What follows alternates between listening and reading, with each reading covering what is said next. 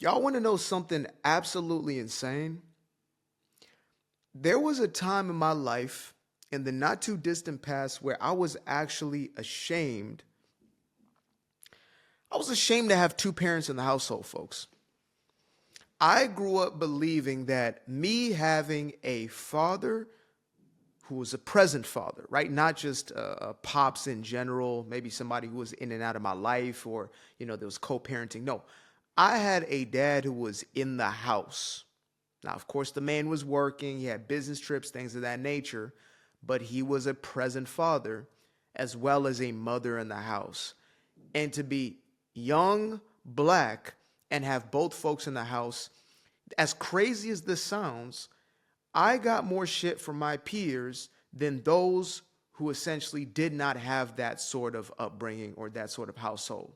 As a matter of fact, I was the anomaly when I was coming up, especially during maybe middle school to high school, during that time of my life.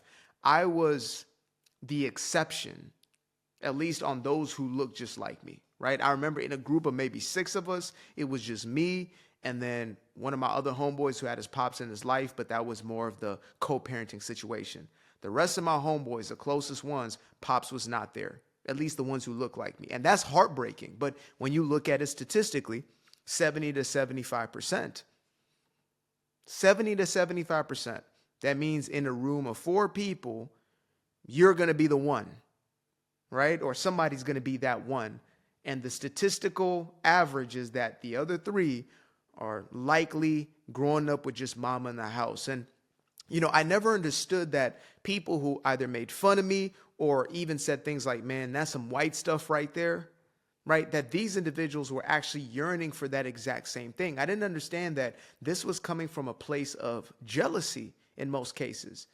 And it's unfortunate because, this is not something that they chose. No child chooses to grow up without a father in their life or grow up without their mother. I mean, one of my earliest friendships, as early as I can remember, my homeboy, he had his father who was raising him, a man who was a paraplegic, not through nature, but through gangbanging, basically. His father was a Crip. He got shot in the back at some point in his life and ended up in a wheelchair. And his mother was, she was strung up on God knows whatever it is, and she ended up leaving the family. And so he grew up with his pops, but it was a broken household. And though his dad did his best even to clean up his own life, you could just see the ramifications of that lifestyle. You could see the ramifications of the decisions that his parents made or that his mother in his situation or in the, situation of my other homeboys, my other brothers, in the decisions that their own fathers made or both parents made. Maybe there was animosity, there was hatred between the two, a lack of stability. Maybe they had a child way too young and were not mature enough to understand what it meant to actually be parents. But whatever the reasoning was, it still led to the worst outcome possible in comparison to what it likely could have been. And I'm not saying that, there aren't a multitude of people who come from those situations and, they essentially exceed expectations, right?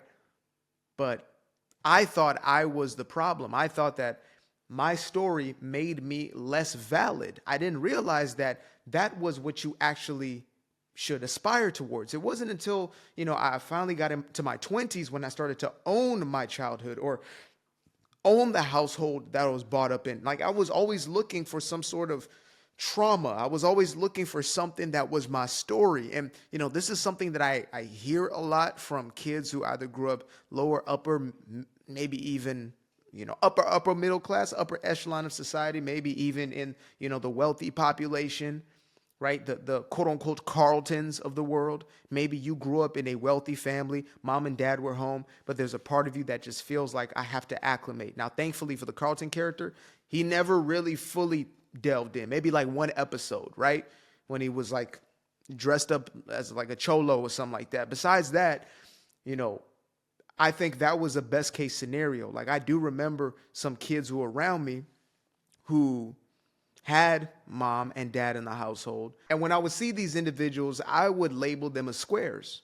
I would label them as lames, as, again, the very same thing that was told to me over and over and over again, that was playing like a tape recorder in my head was that, that's being white. You are disconnected from your blackness, almost as if it is a badge of honor, or it is, something that grounds you in this identity of blackness, is to have a broken household, is to have a mother who is struggling to take care of you and your brothers and sisters.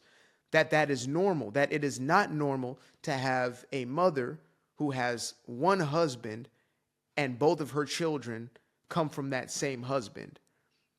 Coming into an environment where that was looked down upon really did a number on me. And so again, I got to a place where I started thinking, man, I don't want to be perceived as white. I want to be accepted. I don't want to be a lame. I don't want to be a square. I want to be somebody who is seen as, and we'll get down to the real nitty gritty of it. I wanted the chicks to look at me and see a bad boy. No diddy.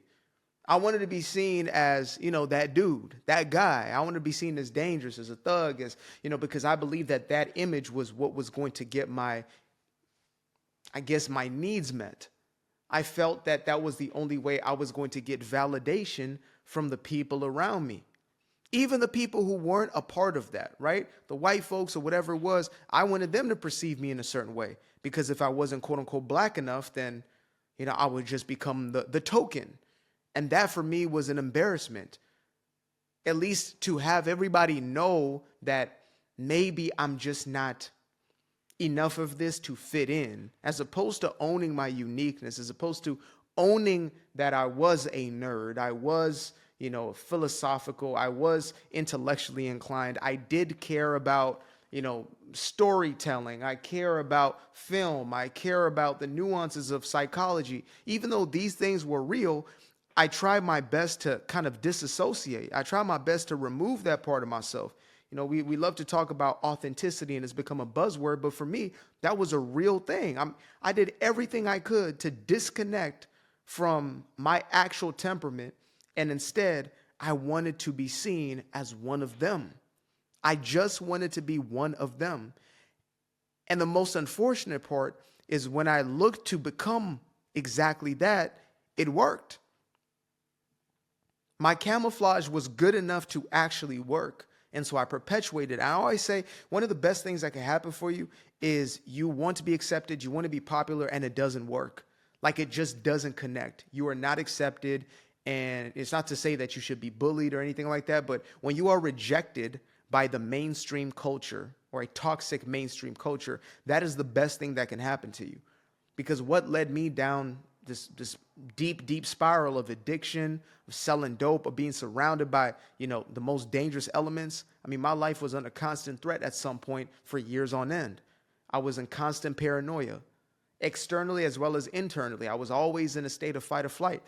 And, that came as a byproduct of me wanting to fit in, wanting to be cool, realizing, man, if I just own those characteristics and I denounce who I actually am, my actual life, my actual background, my lineage, if I just put that to the wayside and I adopt this, then I will be accepted. And that's what seemingly happened on the surface. I was being accepted by the cool crowd, right? By the in crowd, whatever words they're using nowadays. I don't know what the hell the kids are on. I know a lot of stuff is brain rot. That's what I know. I know about skibbity and I know about Ohio and Sigma. The little ones just be saying stuff like that. I don't know what the hell is going on, but I say go ahead with it. But I was trying to be, a part of the mainstream so I wouldn't stand out too much, because to stand out meant essentially to be in danger, right? It was a threat to stand out. It meant that you would likely be bullied. You would likely be looked at as the other black kids who may have had two parents in the household, or, put themselves together well and chose to speak in a more eloquent way as opposed to adopting ebonics and things of that nature. Like growing up in a place like the Bay Area, that's the place of the ism, man. That's the place of the slang. And so I picked up all these sorts of means of communication and, mannerisms. And I mean, a lot of those I still have to this day. A finna slides out every now and then, and, and there's certain vernacular, and I'm not embarrassed or ashamed by it, but I know that happened as a byproduct of me trying to disconnect myself from who I truly am. What is it to be black, right? What is it to be black? Does it mean to grow up in struggle? Does it mean to grow up in brokenness? Does it mean to grow up with uncertainty? Does it mean to be in constant fight or flight and fear? Is that what it means to be black? I don't think so. I don't think that's what that is. I mean, I believe it is, to be melanated, I guess you would say, but the rest of the qualities are just human qualities, right? The things we would all aspire towards, like to be made fun of for having parents in the household, in the same way to be made fun of for speaking well or being able to articulate yourself without having to, I guess, almost dumb yourself down in a way. That's not being black, but I thought that's what that was. And I believed, again, that was the only way I was not going to stand out so much that I would become a target. And it was only, again, as I get into my 20s, as I'm finally peeling off the layers of this identity that I had put on, where I started to ask the question, well, who am I without these things? And, that's why when I get into subjects such as race, etc., I've gone through this unpacking process that is separate from politics, but is oftentimes politicized. It's, oh, well, you hate black people. Well, why are you always hating? It has nothing to do with that. It has to do with freedom.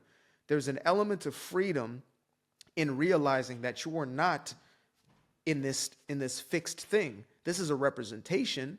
It's a beautiful thing, right? I love my body. I love this temple of mine. But this is not what defines me. Somebody they said that I was Native American. I'm not really black. I don't know where you got that information, especially considering the fact that my parents are both Zimbabwean. So I don't know how exactly that happened. I don't know how that came to be, but yeah, as far as I know, I'm what would be considered as black. But this is not the totality of what I am. And it was only then, and accepting that, and to say, well, even if you are in this skin, does it mean that you're supposed to only have this kind of liking and this kind of tendency and these aptitudes, and you're only into a certain genre of music or a certain genre of literature, or if any books at all? I mean, you might be on to hell with books. I used to hate reading.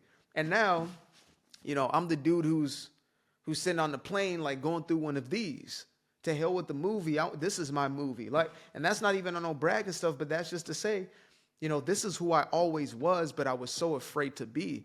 And it's been so inspiring for me to see in some of the videos that I've been putting out, people sharing their stories. Every now and then I get a chance to be able to go through just a few comments, right? I do my best. I stay in my bag of creating and researching, which takes up a majority of, of my bandwidth, and then spending time with wifey, things of that nature, and, living life, taking my walks, I live a very, very simple life.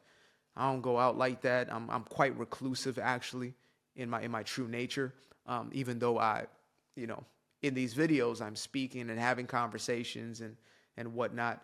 Yeah, in everyday life, 50% of the time it's silence around me, and I like to observe, and I like to soak in life, process life, and then to express it in the way that I perceive it. That is a passion for me. But these are things I only discovered once I allowed myself to kind of peel that skin off, ironically enough, right? To not allow this to be what defines me.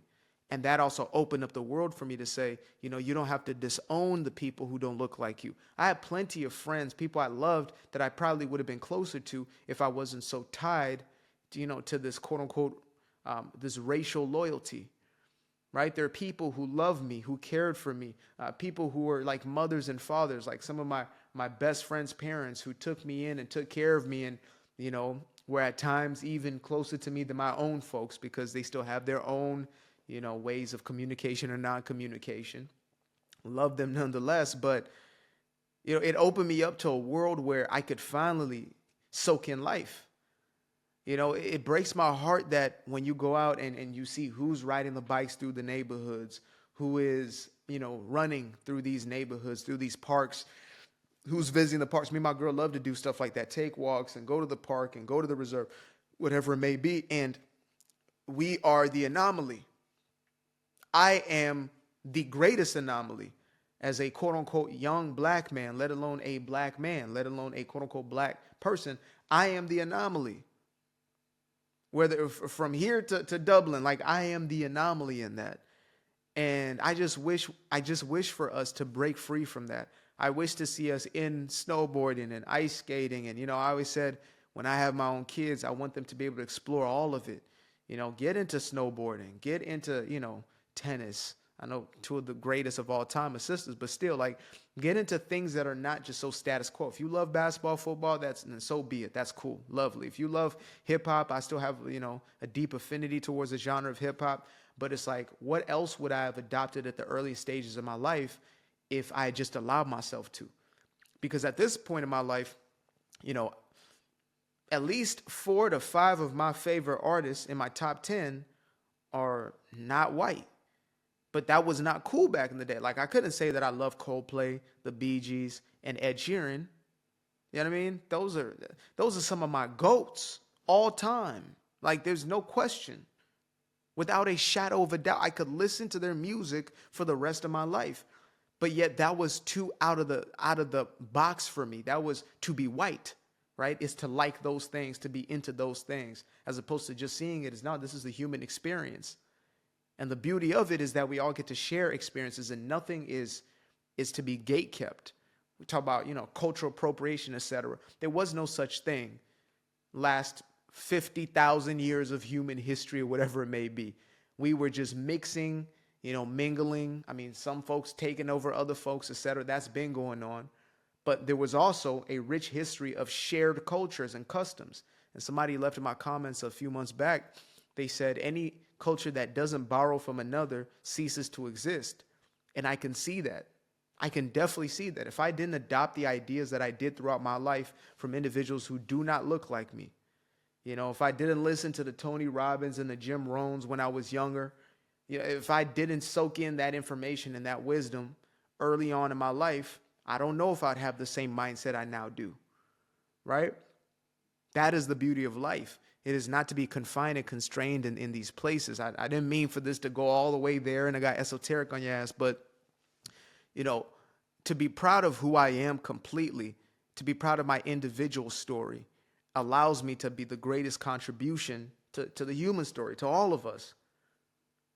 And to, shake off that need to be accepted. It's so beautiful to hear people say, I done revoked, I done gave away, I done threw away my quote unquote black card a long time ago. And that allows you to just be human. I fell in love with the sunshine. I fell in love with the light. I fell in love with the full moon. I fell in love with the night. I can see the light again. I can see the light. You can see the life in him illuminate the night. I know the time is taking. A 3-6-5, that's a full rotation. I see you